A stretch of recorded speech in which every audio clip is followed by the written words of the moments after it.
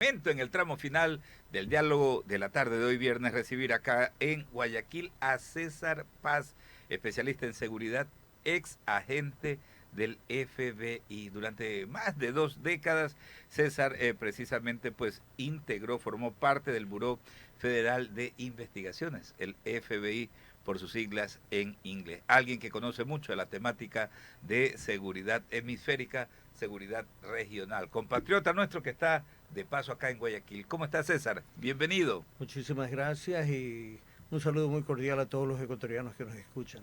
La gente está acostumbrada a verte pues en las grandes cadenas televisivas de los Estados Unidos, pero nos es grato recibirte acá para hablar de lo que pasa en nuestro país, porque la sociedad y el Estado enfrentan una verdadera arremetida del crimen organizado transnacional. ¿Cómo enfrentar estos desafíos, César? Bien, en primer lugar, en distintas entrevistas que he hecho, he mencionado que hay 5 frentes que si las autoridades ecuatorianas se enfocaran, 5 frentes de batalla, digámoslo así, estas acciones pueden llegar a bajar el índice de criminalidad aquí en Ecuador. Para hacer un resumen breve, en primer lugar tenemos el Frente de Corrupción Pública. Eso es algo que la fiscal anterior parece que ha llevado hasta buen punto el trabajo investigativo y judicial de la fiscalía, de las investigaciones que han hecho, que han concluido. Corrupción pública es un tema delicado, es un tema que las personas que trabajen o que pueden trabajar esa violación de la ley deben ser personas que tienen la experiencia comprobada en esa área. El otro frente de batalla, yo les digo así, frente de batalla es el narcotráfico y lavado de activos. En Ecuador, pues sabemos que antes Ecuador era el túnel, ¿no? Por aquí pasaba la pasta que venía desde Bolivia, Perú, hacia Colombia. Hoy las cosas han cambiado aquí en Ecuador, pero el narcotráfico y lavado de activos es otro frente que debe ser atendido. El tercer frente es el de las fronteras, aeropuertos y puertos marítimos. En realidad estos son débiles porque imagínate cuánta droga sale a través de los puertos, ya sea el puerto de Guayaquil, tenemos puertos más al sur, al norte, en otras provincias, y sabemos que se produce aquí cocaína y que se la transporta hacia otros países. La depuración y la rehabilitación del sistema o de los sistemas judiciales y del sistema penitenciario también es otro frente, y el último frente es el problema migratorio. Tenemos personas aquí en este país que en realidad no deben estar aquí, están rompiendo la ley, y son personas que no todos obviamente, pero que vienen a buscar tal vez un mejor futuro, porque en el Ecuador pues la moneda oficial es el dólar, pero muchos que vienen aquí vienen justamente de otros países para lucrarse a través de actividad criminal. Y en estos primeros señalamientos veía que no mencionabas la minería ilegal. No sé si o está incluido en el marco de estas organizaciones que se dedican, pues, es tráfico de drogas, pero también es minería ilegal, trata de blancas y algunos otros hechos irregulares. Bien, sí, la minería ilegal obviamente es un problema bastante serio, pero que debe ser atendido, no digo que no, pero los frentes que en- el enfoque se debe poner, el enfoque prioritario, son estos frentes. Obviamente aquí hay problemas de trata de blancas, problemas de tráfico de personas o de niños, uh, eh, que deben ser atendidos. Pero si nos enfrentamos con los problemas más grandes, más serios, que están siendo generados por los dos carteles de la droga más grandes del mundo, que vienen a ser el cartel de Sinaloa y el cartel de Jalisco Nueva Generación, eso pienso que podría desestabilizar las acciones de estos carteles y podría o podría desacelerar la influencia, el tráfico de drogas aquí en Ecuador. Estos 5 frentes no son los únicos frentes que hay que atacar, pero son los más prioritarios. Son los principales. Identificados estos desafíos, ¿no? Si a uno le preguntan, pues los chicos de escuela dirán, bueno, para poder enfrentarlos, lo primero es liderazgo y lo segundo, tener definida una estrategia. Me imagino que eso es lo principal. Pero ¿cómo precisamente se diseña esa estrategia integral para poder ir atacando a la vez todas estas amenazas? Bien, en primer lugar, y no es que voy a hacer una crítica destructiva de nuestros propios recursos aquí en Ecuador, pero cada persona tiene su especialidad, ¿no? Las Fuerzas Armadas tienen sus especialidades, ¿no? Ya sea la Marina, el Ejército, la Fuerza Aérea, etcétera, etcétera. Hay miembros de las Fuerzas Armadas que han desarrollado estudios en inteligencia, etcétera, etcétera, que obviamente pueden aportar.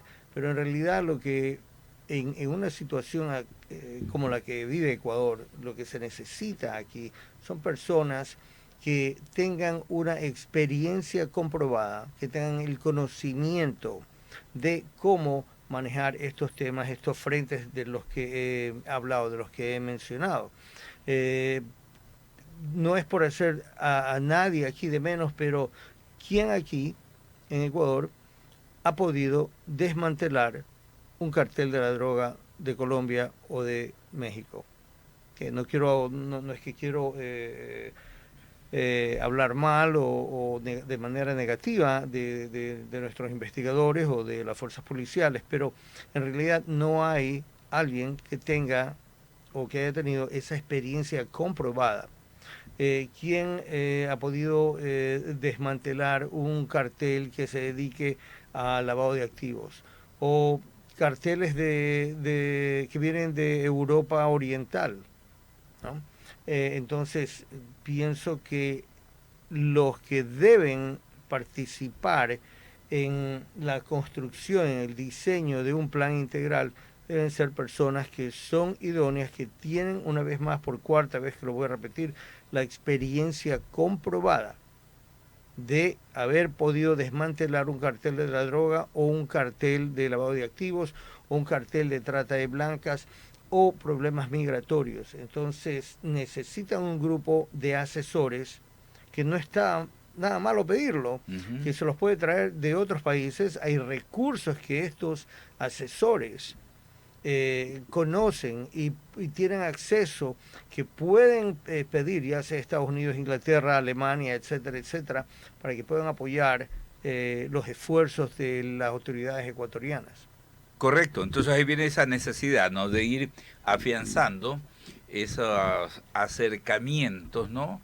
Esas alianzas estratégicas, porque hay que entender algo, ¿no? Yo creo que aquí hay dos cosas que incluso todavía no todos terminamos de entenderlas en el Ecuador. Lo primero, que este es un hecho extraordinario. Nunca en la historia republicana hemos tenido una amenaza de esta magnitud. Eso por un lado, como un punto de partida. Ante eso, pues hay que tomar medidas extraordinarias, ¿no? Y todos tenemos, incluso desde la sociedad civil, que estar preparados. Pero lo otro también es que es una amenaza regional y mundial.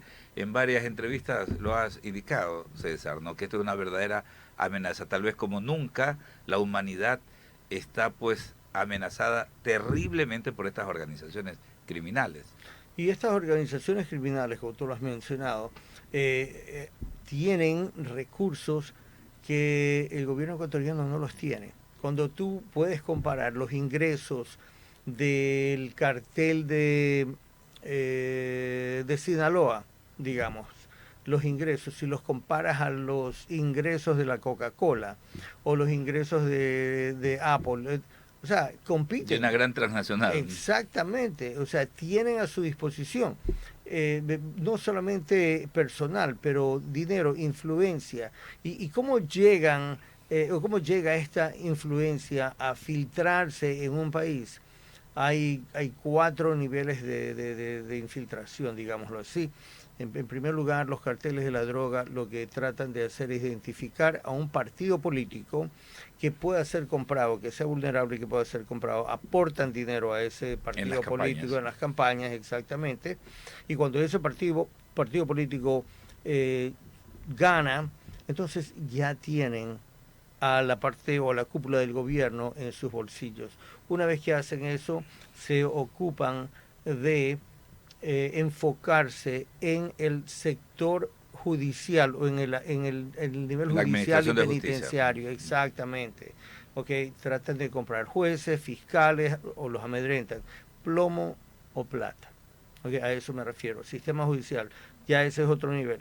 Luego, ¿en quiénes se concentran? Porque tienen que lavar activos y ¿cómo lo van a lavar? Lo van a lavar a través de empresas en el sector privado. Entonces, van a infiltrar el sector privado, diferentes empresas, bancos, etcétera, etcétera. Y tocar el sistema financiero incluso. Pues, ¿no? Exactamente. Y por último, ¿qué es lo que hacen para poder controlar la población? Lo que sucede aquí en Ecuador.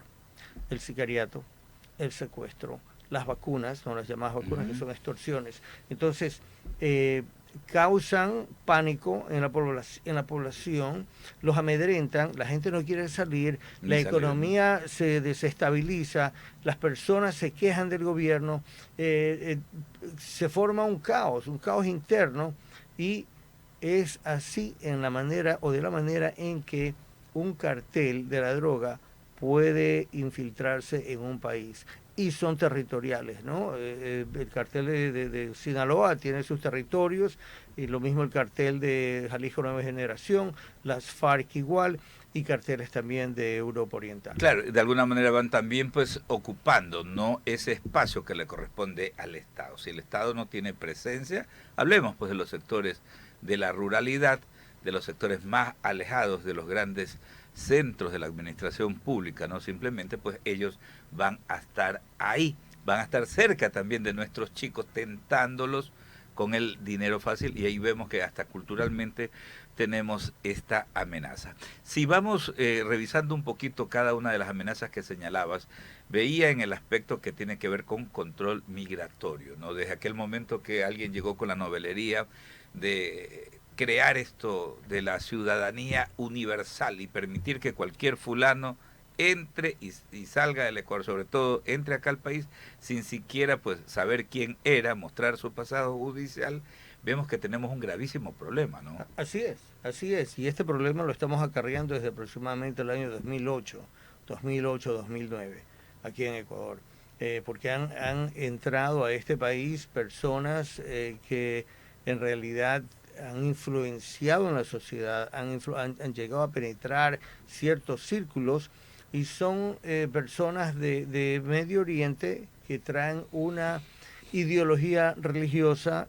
que es completamente foránea, completamente diferente a la ideología religiosa de los países latinoamericanos. Ahora, justamente ahí quiero aterrizar un ratito, porque precisamente en estos momentos en que hay gran convulsión allá en Oriente Próximo por el enfrentamiento pues entre el Estado de Israel y la República Islámica de Irán, pues recordar que desde hace algunos años se mencionaba que la organización terrorista Hezbollah, que cometió en 1992 el atentado contra la Embajada de Israel en Buenos Aires, y en 1994, 2 años después, el atentado, volaron pues la central mutual AMIA de la comunidad judía allá en la capital de Argentina, estaban operando también acá desde Ecuador, y obviamente ellos, para poder financiar esa guerra permanente que tienen allá en Medio Oriente, pues necesitan recursos, y parte del abastecimiento de esos recursos es el vínculo que tienen con la criminalidad, con el tráfico